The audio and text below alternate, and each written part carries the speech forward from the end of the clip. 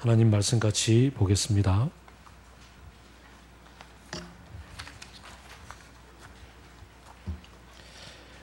출애굽기 20장 8절부터 17절입니다.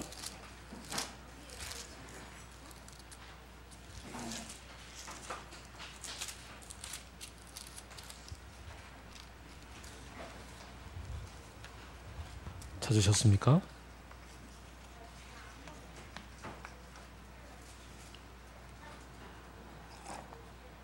(8절부터 17절)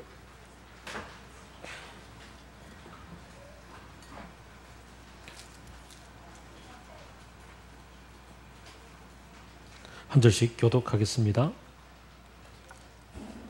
안식일을 기억하여 그날을 거룩하게 지켜라.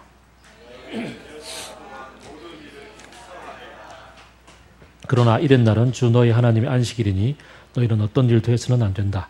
너희나 너희 아들이나 딸이나 너희의 남종이나 여종만이 아니라 너희 집 짐승이나 너희는 너희의 집에 머무르는 나그네라도 일을 해서는 안 된다.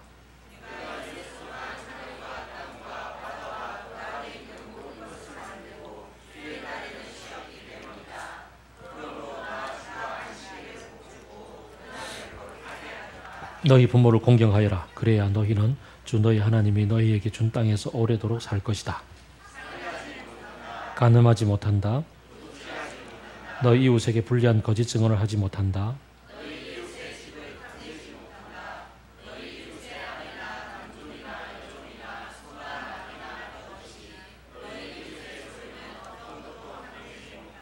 아멘. 이스라엘 백성을 이집트에서 이끌어내고 어마무시한 일들을 벌였죠. 그랬던 하나님이 이제 그 종살이에서 해방을 시켜 주었으니까 그것도 정말 불가능한 일들을 일으키면서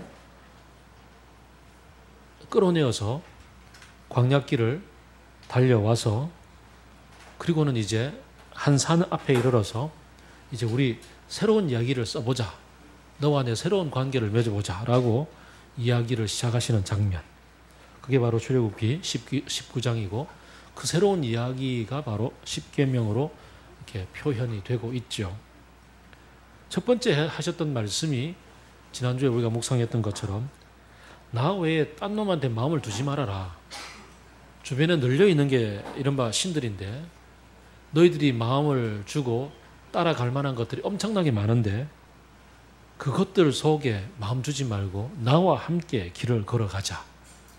내가 주도하고 내가 다스리고 내가 이끌어가는 그 삶의 리듬에 흠뻑 젖어서 살아보는 것이 어떻겠니?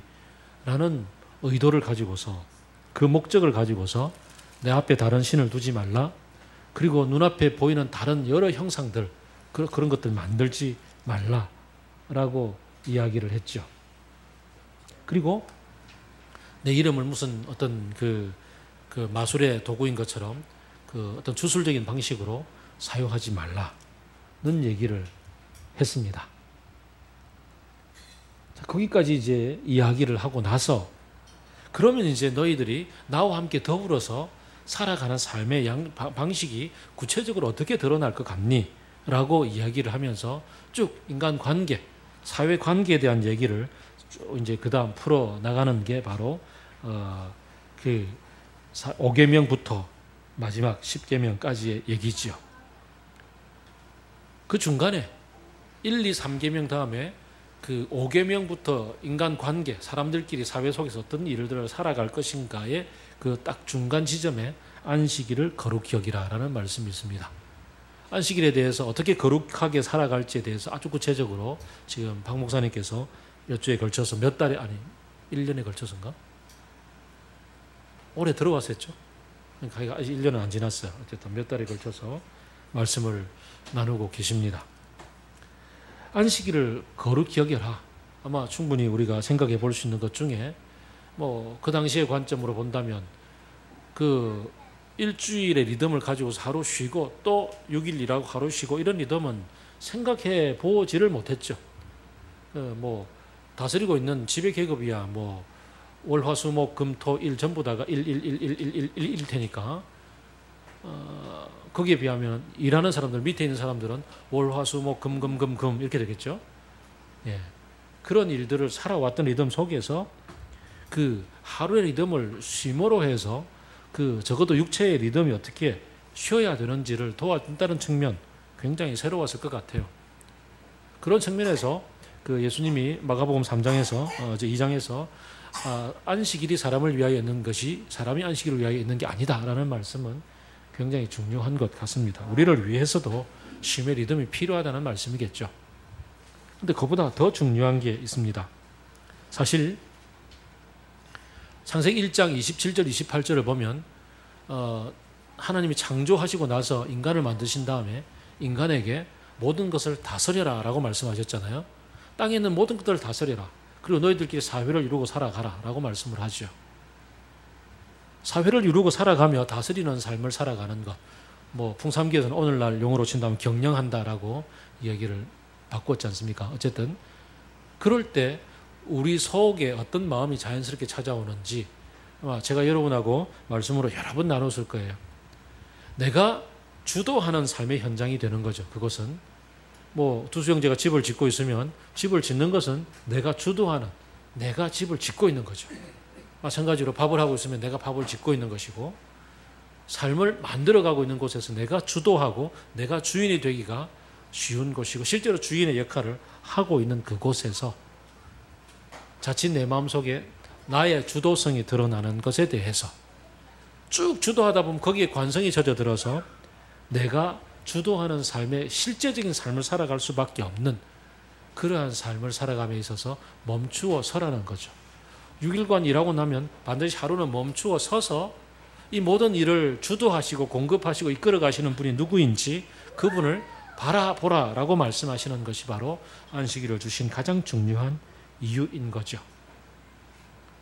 안식일에 멈추어 서서 주님을 바라보지 않으면, 안식일에 멈추어 서서 주님을 바라보지 않고 그냥 놀러가자 해서 그냥 놀고 먹고 마시고 띵까띵까 놀아버린다면, 그렇다면 안식일을 주신 원래의 목적, 하나님을 바라보라, 하나님이 주도하신다라는 그 삶의 리듬을 배우는 것에서부터 벗어날 수밖에 없다는 것.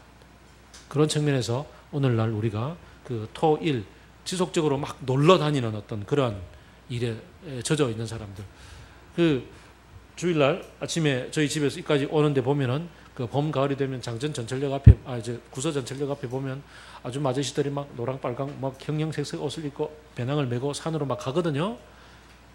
물론 그렇게 쉬는 것도 필요한 일이긴 하지만 어쩌다가 쉬는 거지, 매주 그렇게 쉰다면 주님을 바라보지 못하는 일이 되겠죠.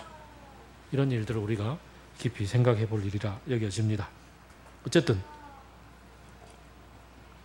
중간에 주님을 바라보고 그 다음 너의 삶으로 돌아가라 라는 얘기, 이게 4계명의 위치라는 것 기억해 봅니다. 그럼 5계명부터 10계명까지는 무슨 얘기인가? 주님이 정리해 주셨던 내 이웃을 내 몸과 같이 사랑하라 라는 구체적인 얘기죠. 부모를 공경하라, 살인하지 말라, 간음하지 말라, 도둑질하지 말라, 거짓 증거하지 말라, 이웃을 탐하지 말라. 공동체 안에서 어떻게 상호 관계를 맺어갈 것인가에 관한 얘기죠. 특별히 다른 모든 것들은 말라의 개념인 반면에 부모를 공경하라는 얘기는 아주 좀 긍정적이고 적극적인 메시지로 이렇게 주어집니다. 공경하라. 부모를 공경하라고 할 때 뒤에 아주 또 아주 붙어 있는 말씀이 약속의 땅에서 장수하리라 그랬죠. 부모를 공경하는 것이 약속의 땅에서 장수한다. 이 문맥이 어디입니까? 이스라엘이 출애굽해서 가나안 땅으로 가는 중이잖아요. 가나안 땅에 가서 그곳에서 약속의 땅, 주님이 왕이 되시고 그리고 주님이 다스리시는 그 삶의 풍성한 꼴을 먹고 사는 그 삶이 지속되려고 하면 부모를 공경하는 것이 중요하다라고 말씀을 하는데요. 왜 그럴까? 가만 생각해 보면 이스라엘 백성이 하나님이 이끌어내셨던 그 출애굽의 생생함을 마음에 보고 눈으로 보고 들었고 이 시내산 앞에서 불꽃 가운데 임하시는 하나님의 말씀을 생생하게 들었던 이 부모들의 증언이 그대로 자녀들에게 이어지고, 그래서 민수기에 가게 되면은 너의 미간에 새기고 오술에 새기고 그냥 하여간 문설주에 새기고 하여간 다 기억하고 자녀들에게 이 말씀을 가르쳐 지키게 하라라는 얘기를 주시지요. 대대로 이 얘기가 전수되지 않으면, 이어지지 않으면 약속의 땅에 들어가는 즉시 주변 민족들이 그 지금까지는 먹고 사는 게 뭐 목축하며 지냈는데 좀 만나 먹으며 살았는데 가면 이제 농산물을 먹게 살 텐데 거기에서 농사 어떻게 지어야 될지 막 보고 배우다 보면 가나안 땅의 신들 보고 배우고 그들을 따라갈 수밖에 없는 이 상황 가운데 부모들로부터 신앙의 유산을 전수해야 될 아주 중요한 부분들이 일단 주어집니다. 그래서 이스라엘 공동체를 세우는 것에 대한 중요한 말씀으로 부모를 공경하라는 말씀이 있는 거죠. 뭐 잠깐 중간에 생각하고 넘어간다면 오늘날 이 신앙 공동체로서의 교회가 자녀 교육을 어떻게 해야 될지 굉장히 중요한 지점을 만나는 겁니다. 부모들이 자녀를 공경하려고 하면 적어도 부모가 자녀 앞에 공경받는 삶을 살아야 되는 거잖아요. 어제 저는 오두막이라는 영화를 보았습니다.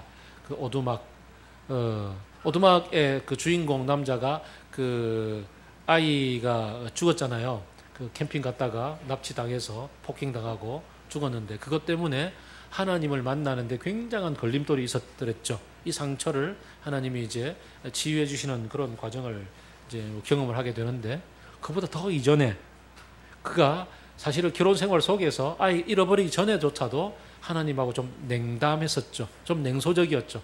아내는 하나님을 파파라 부르며 아빠라 부르며 친근하게 다가가는 반면에 그의 마음에는 하나님은 뭔가 서먹하고 어려움이 있었어요. 그 이유는 아버지가 어릴 때 물론 미국 사회니까 그 미국 사회는 그 아주 기독교 청교도 무직이었고 그 계속 아빠가 교회당에 가서 예배 드리고 아이들에게 막 훈육하고 하지만 훈육의 방식이 매질하고 그 다음에 술 취하면 그냥 와서 아내 폭행하고 이런 어린 시절을 견디다 못해서 결국은 이 남자 주인공은 어린 나이에 그 목사님이 주님께 고백하면 돼라고 얘기해서 고백했다가 오히려 아버지한테 더 얻어맞고 그래서 결국은 아버지의 그 술에다가 약을 타잖아요. 농약을. 이런 어린 시절에 아무에게도 말할 수 없는 자기만의 비밀을 가지고 있었던 이것. 그리고 그 아버지, 아버지가 하나님인데 그 아버지를 만날 때 그 상처와 어려움이 있는 거죠. 이걸 이제 주님이 풀어주십니다. 아주 해피엔딩으로 끝나는 얘기입니다만은 이 주인공의 얘기, 부모가 부모로서 하나님을 가리키는 지표가 되는데 하나님을 가리키는 여호와 니시가 되는데 깃발이 되는데 이 여호와 니시로서의 부모가 하나님과 어떻게 닮아가려고 애쓰고 있고 하나님을 따라가려는 그 삶을 살아가고 있는가 자체가 매우 중요한 가정의 교육, 신앙의 전수의 방식일 텐데 그렇지 않고 부모의 삶이 하나님을 닮아가는 것과 역행하고 있는 가운데 교회 주일학교에서 아무리 열심히 가르친들 그것은 결국은 신앙의 유산으로 전수되지 못하고 결국 오늘날 우리 한국 교회가 가지고 있는 신앙의 세대 단절의 경험들은 바로 그런 것 아닌가라는 생각을 반성으로 해보게 됩니다. 그런 측면에서 이제 우리 교회가 이제 자녀를 양육하고 있고 그리고 주일학교가 영유아부가 부모가 직접 나서서 아이들에게 말씀을 가르치고 있고 그리고 같이 활동하고 있는 이 주일 예배를 같이 드리고 있는 리듬 매우 중요하죠. 부모가 나서서 하나님을 가리키는 이 명시적인 지팡이의 역할을 하고 있는데 여호와의 깃발의 역할을 하고 있는데 내가 내 아이를 앞에 앉히고서 예배를 드리는데 근데 내 주중에서의 내 삶이 어떠한가를 반성하지 않고 말씀을 준비할 수가 있는가라는 거죠. 그런 측면에서는 부모에게 굉장히 중요한 시험대가 되는 것이고 자기 자신을 위한 하나님 앞에서의 자기 양육의 구조가 아닌가 생각을 해봅니다. 굉장히 중요한 얘기죠. 그런 측면에서 여러분들이 이제 자녀와 더불어서 주일의 이 리듬 올라가서 오후에 함께 예배 드리는 리듬 여러분 자신에게 중요한 방식이 된다는 것 하나님 앞에 서게 되는 그런 방점을 찍는 시간이라는 것을 한번 기억해 봅니다. 그리고 이제 이 아이들이 자라서 초등부가 되고 중등부가 되고 이제 아무도 못 말리는 우리는 꼭 크리스찬의 삶을 사는데도 꼭 한 번씩은 그 아이들을 중이 되도록 만들어야 되잖아요. 중이 되는 시절 딱 겪게 돼 있어요. 그 아무도 못 말리는 중이 되는 시절. 그 시절 때 그럴 때 어떻게 누적이 되어 왔는가에 따라서 달라지겠죠. 분명히 사춘기는 찾아옵니다만은 그 사춘기를 내가 어떤 그 저축해왔던 관계가 있느냐에 따라서 이때 풀어갈 수 있는가, 풀어갈 여지조차 없는가라는 것들을 우리는 고민해 보게 됩니다. 어쨌든 뭐 그렇다고 또 지금 또 중2 시절을 보내거나 뭐 고등학교 시절을 보내놓은 아이를 두신 우리 부모님의 경우에는 그럼 난 어떡하란 말이냐. 그때는 그때대로 또 주님이 풀어주시는 방식이 있는 거죠. 그걸 또 우리가 고민하고 그리고선 함께 교회 공동체가 모두 또 고민을 안고 풀어가야 되는 게 우리의 숙제가 아닌가 생각을 해봅니다. 조금 길어졌습니다. 오늘 민서가 특별히 설교 빨리 끝내달라고 요청을 했기 때문에. 왜냐하면 점심 먹고 자기들 쿠킹하는 시간이 있다고. 그게 너무너무 기대되기 때문에 예배를 빨리 끝내달라고.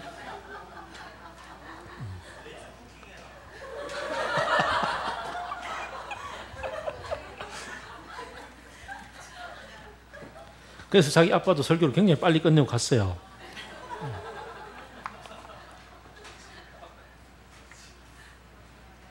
자, 그 다음 살인하지 말라. 살인하지 말라.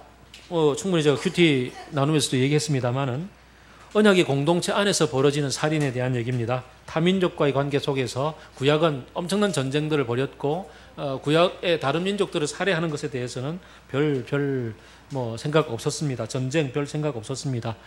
그런 측면에서 이 구약의 이 십계명의 또 다른 문화적인 한계를 볼 수도 있습니다.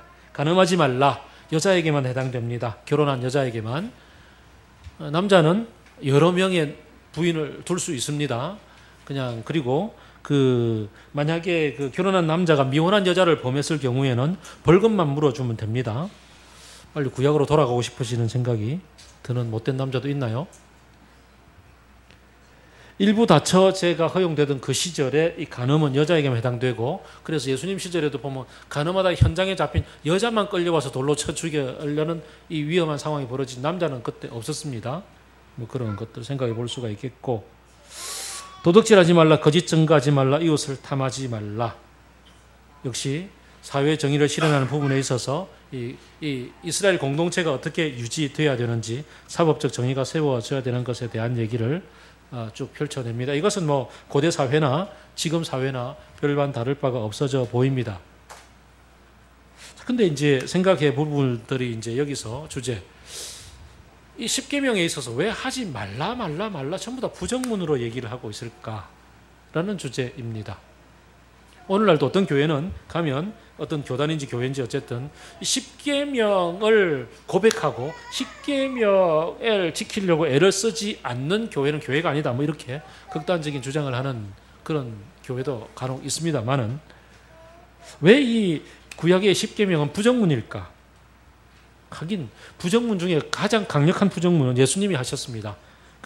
마태복음 5장 27절 보면은 너희가 간음하지 말라 하는 말씀을 들었으나 마음에 음욕을 품는 자마다 다 간음한 자니. 예수님의 말씀은 굉장히 위험합니다.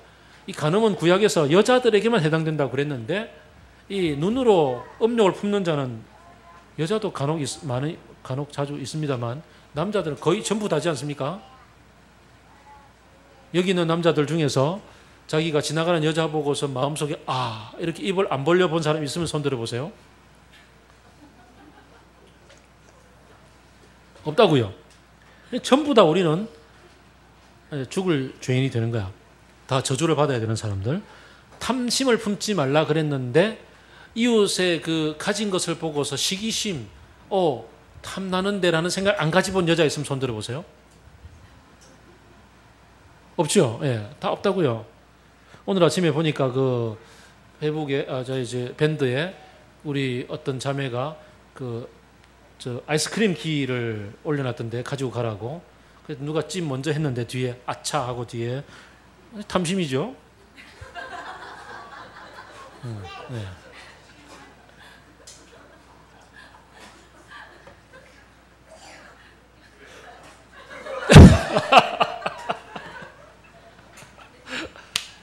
예수님은 이 중요한 이 구약의 십계명이 가지고 있었던 하나님이 사실 어떻게 보면 하나님의 그 전략적 미스라고나 해야 될까요? 이까지 해보셨으나 되지 않았던 부분에 대한 얘기를 꺼내놓고 솔직하게 얘기하시는 것 같습니다. 이스라엘 백성들과 더불어서 내가 이 정도로 출애굽의 역사를 일으켜서 너희들과 함께 더불어서 같이 살면 이렇게 말라는 부정적인 규칙들, 이 정도 이렇게 이런 것들 이거 하면 안 돼 정도만 얘기하면 나머지 부분에 있어서는 충분히 나와 함께 살지 않겠니라고 그렇게 생각하셨던 것 같아요. 최소한의 이런 얘기들만 나누고 나면 나머지는 다 열려져 있는 부분들은 충분히 나와 사랑하며 살지 않겠니라고 말씀을 하신 것 같은데, 하나님이 너무나 나이브하게 생각하셨는지 모르지만 인간의 마음의 중심에 있는 탐욕과 자기 중심성이라는 것은 이렇게 없어지지 않더라라는 것들, 이런 방식으로는 정리가 안 되더라는 것들을 하나님은 절감하시는 거죠. 사실 노아 시절에 하나님은 이것 봐라 이러고서 한번 홍수로 정리하셨던 그 아픔이 있기 때문에 그 아픔을 다시 반복하지 않기 위해서 이렇게 출애굽에 이끌어내심 이후에 그러고 나서 이 정도 규칙 하지 말라 정도만 얘기하면 나머지는 안 하겠니? 라고 이야기하셨던 이 부정적인 규칙들로서는 불가능한 것을 절감하시고 결국은 또 다른 방식이 필요하다. 또 다른 뭔가가 있어야 된다라고 아시고서 그리고는 예수 그리스도 당신의 아들을 이 땅에 보내주시고 당신의 아들을 통해서 적극적으로 하나님을 따라 살아가는 길이 무엇인지를 프리젠테이션 해 주셨건만 그것마저도 자기 욕심에 자기 중심성에 가득한 종교 지도자들에 의해서 내침을 당했을 때 그럴 때 하나님은 그 죽임 당하신 당신의 아들을 결국은 우리들의 짊어져야 될 죄의 결과가 무엇인지를 보여주신과 더불어서 그 죄값을 이렇게라도 내가 지불하고 너희들을 사랑한다라는 역설적인 방식으로 십자가 사역으로서 우리들에게 펼쳐주셨단 말이죠. 그걸 구약의 방식으로 얘기한다면 죄값을 지불하고 너희들을 위한 제사를 지내고 제사의 제물로서 내 아들을 내어 놓았고 그러니 이제 너희들은 죄 없이 나와 새로운 관계를 맺어보자고 그렇게 길을 열어주셨던 거고 볼지어다 이전 것은 지났으니 새 것이 되었다. 죄 책감으로부터 자유함을 얻고서 새롭게 시작해보자는 출발점에 세워주셨고 그러나 그렇게 세움을 받은 우리들이라 할지라도 여전히 내 안에 있는 자기 중심성의 유혹은 따라오게 마련이고 여전히 그 죄의 유혹 앞에서 예수님의 그 사역을 이해하지 못했던 제자들 판판이 주님 죽으러 가심에도 불구하고 그 좌우에 누가 앉을 것인가에 대해서 생각을 하며 그것에 대해서 청탁까지 넣었던 제자들. 그렇지만 하나님이 당신 아들을 내어놓고 십자가에 죽으시는 그 역설적인 상황, 가장 아까 박 목사님 설교하시는 것처럼 사랑을 이런 식으로 표현해내시는 자기 희생을 통해서 보여주신 그 길을 통해서 그리고 그보다 더 훨씬 중요한 부활을 통해서 새로운 길이 있다는 것을 보여주심으로 너희들이 자기 욕심을 내려놓을 수 있는 새로운 길이 있다는 것을 보여주심으로 해서 이제 새로운 역사가 시작된 그 시절을 우리는 살고 있는 거죠. 그래서 이제 사실 부정문을 통해서 우리에게 보여주신 그 이 십계명에 이것 하지 말라 나머지는 이라는 얘기에 있어서 수많은 사람들이 자기 중심성을 내려놓지 못해서 이것만 지키면 나머지는 내 마음대로라는 마음껏 자기 중심성을 드러내놓고 살던 그 길에서 벗어나서 진짜 하나님이 말씀하시고자 했던 그 길인 마음과 뜻과 목숨을 다해서 하나님을 사랑하라.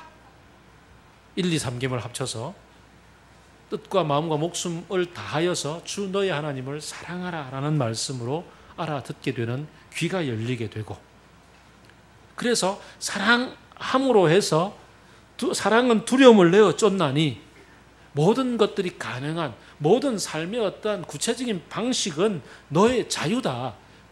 어떻게 사랑을 드러내든지 그것은 네 마음이다. 하고 싶은 대로 하렴. 그러나 사랑하자.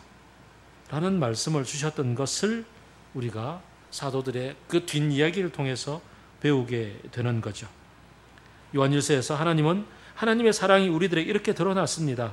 하나님이 자기 외아들을 이 세상에 보내어 주셔서 우리로 하여금 그로 말미암아서 살 수 있는 길을 열어 주셨습니다. 그래서 우리가 이제 새로운 차원의 사귐을 하자고, 아버지와 그의 아들 예수 그리스도와 함께 사귈 수 있도록 우리를 돕는 보혜사 성령을 주셔서 우리 안에서 지속적으로 이 사귐으로 초대해 주시기 때문에 사랑을 배우고 사랑을 이루고 사랑을 펼쳐내는 삶을 살게 되는 거죠. 그리고 이 사랑을 쫓아서 이제 율법을, 자유를 주는 율법으로 읽게 되는 거. 야고보서 1장 25절이 놀라운 얘기를 하는데, 율법을 해석하기를 자유를 주는 율법이다라는 단어로 씁니다. 십계명을 부정문으로서 이것만 하지, 이것 하면 벌 받아 죽을 거야라는 벌벌벌 떠는 두려움이 아닌 사랑의 또 다른 언어로 해석을 하고, 그래서 이 율법을 사랑을 실천하는 한 방식으로 이해를 하게 되는 거죠. 그래서 온유한 마음으로 이 말씀을 받아서 이제 행하게 될 때, 주님을 사랑하는 마음을 갖고 이웃을 바라보니 내 이웃을 내 몸처럼 사랑하게 되는 삶의 방식이 되더란 말이죠. 그럼 어떻게 됩니까? 하나님이 애써 참으시면서 구약의 그 제도와 문화 속에서 이런 것만은 하지 말라고 그 허용까지 해주시면서 간음에 대한 얘기도 들려주시고, 그리고 또 그 탐심에 대한 얘기, 뭐 기타 많은 얘기들을 나누어 주었던 그 얘기가 이제는 긍정문으로 바뀌어서 적극적으로 하지 말라 요것만 안 하면 되겠지가 아니라 아예 그것은 생각지 않아도 이웃을 내 몸처럼 사랑하는 부분에 있어서 고아와 과부를 바라볼 때 그 마음에 안타까움이 들어서 자연스럽게 뭐 다 벗어주고 싶고, 겉옷을 좀 빌려달라 그러면 속옷까지도 벗어주고 싶고, 오리를 같이 가달라 그러는데 심리까지 같이 동행해주고 싶은 마음이 드는 것이 적극적인 주님의 사랑을 담고 살아가는 우리들의 삶이 되는 거죠. 십계명, 그런 부분에서 오늘날 역시 우리들에게 중요한 얘기죠. 율법을, 자유를 이루어 주시는 율법이라고 해석을 한다면 십계명은 우리들에게 새로운 차원의 이렇게 들림이 있는 겁니다. 우상만 안 만들면 돼, 이름을 저주의 방식으로 사용하지 않으면 돼가 아니라 적극적이고 다양한 방식으로 사랑을 표현하게 되고, 간음하지 말라 그랬는데 이웃을 이웃으로 바라보게 될 때 간음의 눈이 아닌 그냥 이웃으로 보이는 그런 눈으로 보게 된단 말이죠. 근데 자기 중심성을 여전히 가지고 살아가는 사람들은 그게 아닌 거죠. 그게 아닌. 예수 그리스도의 사역은 그래서 우리들을 새로운 차원의 눈뜸으로 이끌어 주십니다. 예수 그리스도를 통하여서 성령이 내 안에 계심으로 말미암아 여전히 죄의 유혹 앞에 서 있는 그런 존재들이지만, 예수님을 내가 믿겠다고 영접하는 순간, 뭐 몇 날 며칠 몇 시에 주 예수 그리스도를 영접합니다, 아멘 기도했다고 내가 존재 자체가 체가 바뀌어가지고 내가 아주 생각과 그 어떤 감정 전체가 완전히 뒤바뀌어가지고 새로운 존재가 돼서 유혹 자체도 사라지느냐? 그게 아니란 말이죠. 그래서 뭐 뱀을 뭐 집어도 물리지 않고 뭐 독사를 잡고 뭐 죽는 사람도 생기고 이러는데, 그게 아니라 다른 길을 보게 되고 다른 길이 있음을 알게 되기 때문에 그분을 쫓아서 살아가는 새로운 차원을 걷게 되죠. 그럴 때 이웃을 사랑하는 적극적이고 다양한 방식을 개발해 나가게 됩니다. 간음의 얘기가 간음이 아닌 그냥 적극적이고 사랑하는 얘기가 되는 거고, 고아와 과부를 볼 때 불쌍히 여겨서 탐내는 것이 아니라 오히려 더 주머니 열어서 더 나누어 주게 되는 거고, 살인이 아니라 함께 더불어서 살아가는 적극적인 삶을 살아가게 되는 겁니다. 그것을 배우고 연습하는 곳이 바로 교회 공동체입니다. 이곳에서 연습해서 가정교회에서 같이 연습해서, 그래서 우리가 뭔가 더 나누고 싶고 더 같이 도와주고 싶고 하는 마음을 가지고 살아가는 연습을 해서 그게 내 몸에 배이게 될 때, 그렇지 않은 자기중심을 성을 극대화시키며 살아가는 사회 속으로 간다 할지라도 그곳에서 이 연습된 대로 살다 보면 다른 반응을 만나도 그래도 연습했으니까 좀 더 인내하게 되고 좀 더 적극적으로 이 삶을 더 주장하며 살아갈 수 있게 되고, 돌아오는 대응이 오른쪽 밤 때리는 이 맞는 것으로 돌아온다 할지라도 연습했으니까 왼쪽 밤 또 내어놓을 수 있는 그런 삶으로 조금씩 바뀌어져 가는 거죠. 할 수 있는 만큼 그거보다 조금 더 부담스럽게 그렇게 도전하고 연습해 보는 겁니다. 5층을 이제 오하우스라고 이름하고 오픈했더니 여름에 많은 사람들이 찾아왔습니다. 많은 사람들이 찾아와서 함께 삶을 살아가기 때문에 주중에 이제 저와 제 아내가 확실한 이 관리 집사 역할을 하게 됐습니다. 근데 이제 목자들이 어제 모였더니, 성경 공부반도 모였더니, 이래갖고 안 되는데 우리 좀 남겨야 되는데 돈을 더 올립시다. 그러다 한참 얘기하다가 이거 우리 목적이 아니지, 함께 나누는 거지. 그래서 공짜로 그냥 주면 어때? 그냥 함께 있는 공간을 나누는 겁니다라고 다시 원점으로 돌아왔습니다. 이런 거죠. 함께 연습하고 함께 어떻게 삶을 나누고 살아가는 것을 연습하다 보면 유혹이 찾아와요. 그럴 때 유혹 속에 잠깐 흔들리다가, 유명한 도정환 씨의 시처럼 흔들리지 않으며 피는 꽃이 어디 있으랴, 흔들리다가도 다시 꽃을 피우게 되는 게 성령의 공동체 속에서 함께 가는 연습의 결과인 거죠. 그렇게 이웃을 바라보는 마음을 키워나가 봅시다. 그렇게 적극적으로 긍정적으로 이렇게 주님을 닮아가다 보면 십계명은 어느 사이에 자유의 율법이 되어져 있고 자유 속에서 우리가 이루어 가고 있는 것을 보게 될 겁니다. 이스라엘이 실패했던 지점, 거기가 어딘지를 알고 주 예수 그리스도께서 어떻게 그 실패 지점을 뛰어넘어서 우리를 이끌어 가고 있는지를 보고 성령께서 그 지점을 훌쩍 뛰어넘어서 우리를 어디로 안내하고 있는지를 마음속에 새기면서 보다 더 오늘날 새로운 차원에서의 십계명을 실천하며 살아봅시다. 기도하겠습니다.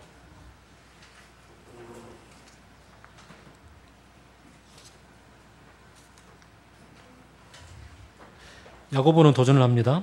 하나님 보시기에 깨끗하고 흠없는 경건은 고아와 과부를 돌아보고 자기를 지켜서 세속에 물들지 않는 것이다. 세속의 유혹들은 자기 중심성을 극대화시키는 것입니다. 거기에 물들지 않고 고아와 과부를 돌아보는 것입니다.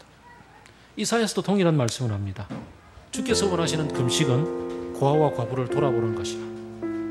결국은 십계명의 말씀이나 예수 그리스도의 말씀이나 동일한 하나님이 주신 말씀이기에 그 근본 사랑의 마음이 똑같다는 것을 우리는 알게 되고 사랑을 실천할 수 있는 길인 주님의 길을 닮아가 봅시다. 같이 기도하겠습니다.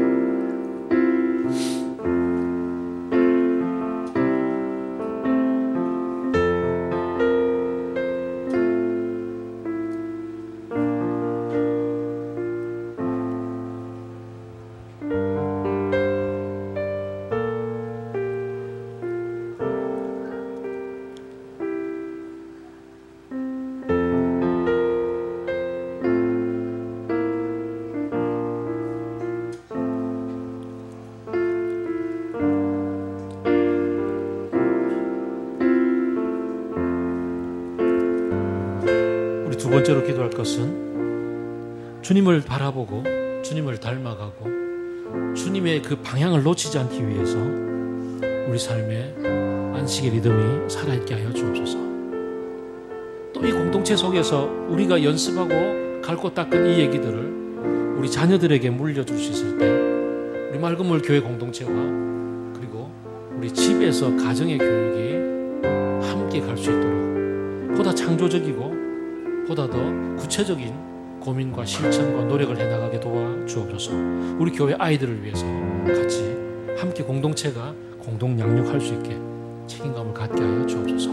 기도하겠습니다.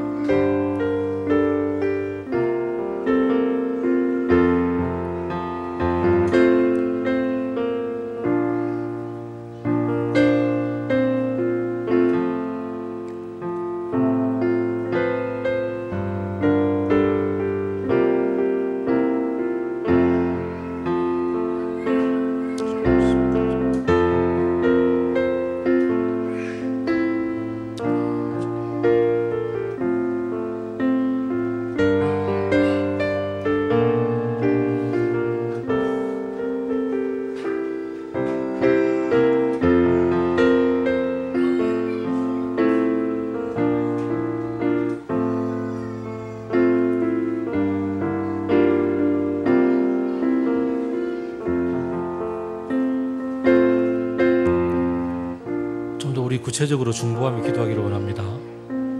우리의 아이들이, 눈에 보이는 아이들은 굉장히 작은 아이들입니다. 아직은 부모들이 이렇게 함께 양육해 나가는 그런 아이들입니다. 그렇지만 우리 주일마다 볼 수 없는 아이들, 성현이, 성빈이, 시민이, 그리고 성환이, 이 아이들은 중학교, 고등학교 시절을 보내고 이 부모의 그늘을 벗어나려고 이렇게 파닥파닥하고 있는 아이들입니다. 주께서 이들을 불쌍히 여기시고 우리가 이 아이들을 또 함께 품고서 같이 또 주님의 백성으로서 함께 양육할 수 있는 그런 구체적인 노력들을 다하여 주시옵소서. 이 아이들을 주께서 지켜 주옵소서. 함께 기도하겠습니다.